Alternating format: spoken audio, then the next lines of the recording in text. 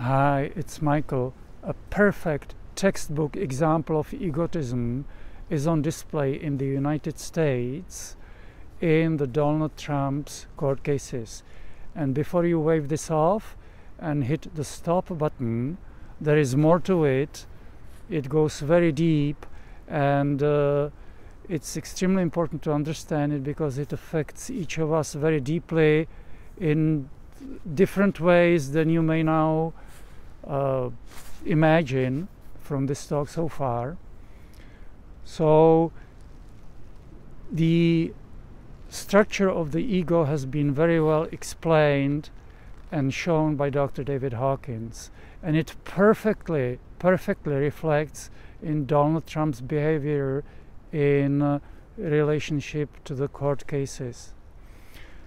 The ego structure boiled down to the kind of main components, simplified, is first denial, even in the face of hard legal facts, denial. Second, creating a duality of victim and perpetrator. Victim, poor me; perpetrator, the judicial system or whoever. And third is attack, don't give an inch.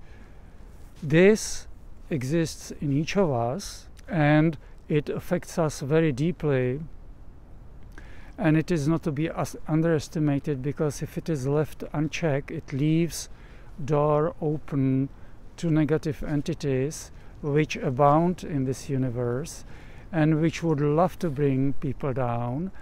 And when egotism is so strong as it is, for example, in Donald Trump, it easily leaves the door open to these negative entities, and then it can snowball into deep narcissism, megalomania, dictatorship, and complete disregard for the lives of other people, and so on. And again, this structure, this ego mechanism is in each of us.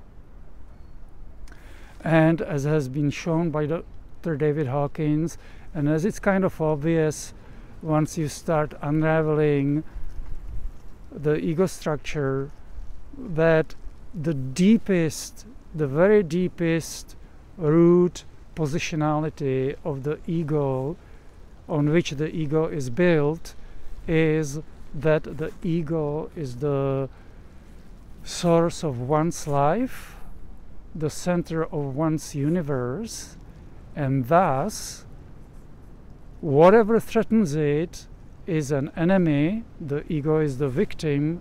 Everything else that threatens it, even the slightest way, is the enemy. And what is the biggest threat to the ego's dominance? Well, obviously it is the divinity. It is the true God, the true self, the true higher power, whatever you want to call it.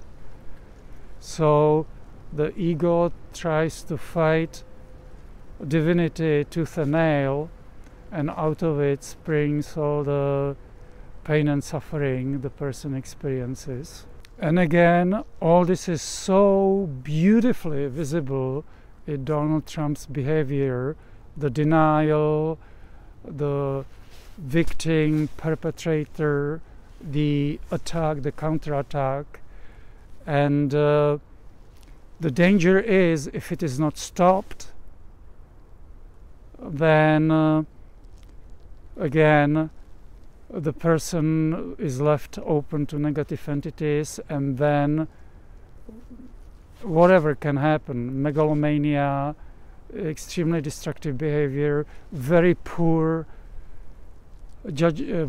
calls, judgments when working as a president or high-level official, that could be disastrous to lives of many people, and so on. Now, as Dr. David Hawkins explained, the ego is nothing to be feared or fought or resisted.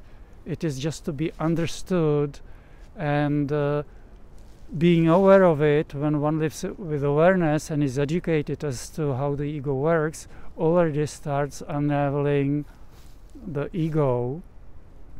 And as has been said by not only Dr. David Hawkins, by Buddhism and so on, we keep coming back to this world, incarnating over and over until we let go of the ego, surrender the ego, and are free of it. And again, the ego is a mechanism used in the animal world for survival.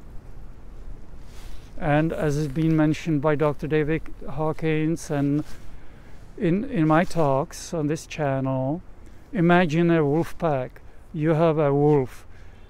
If that wolf is perceived as weak, then the wolf will be picked on, will be suppressed, and will be the last wolf in the wolf pack to eat, and so on. So the ego has its function within the animal world, is just when it comes to human beings, we don't need it anymore. We need to realize that that's a limitation and transcend it. And notice this: if you feel a resistance inside of you to the term God or divine or absolute power or higher power, then that comes from your ego, from the core belief of the ego that your ego is the source of your life, and it resists God. Now, some people may have kind of objections to the word God because it has been misused. At the same time, when we mature high enough, then we'll leave that behind as well, and we just use the term God in its full loving worldly manifestation positively, right? So asking the divine for help in disentangling your ego and surrendering all these positionalities as they come up, denial, which means not being willing to take responsibility, victim, poor me, perpetrator, the person who's attacking me for political motives, for personal motives, for whatever, blah, blah, blah, blah. And counterattack, counteroffensive, right?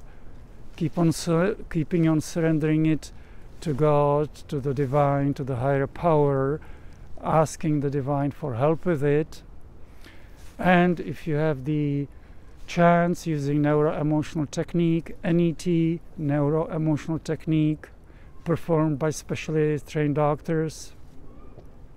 I keep mentioning this in most of my talks because this can accelerate the disentanglement of the ego dramatically, because NET helps detect neuro-emotional blocks, basically positionalities, and helps dissolve them, and that basically helps dissolve the ego as well. So if there are any questions or comments, they can be left below the video. And I wish you a healthy and joyful life. Michael out.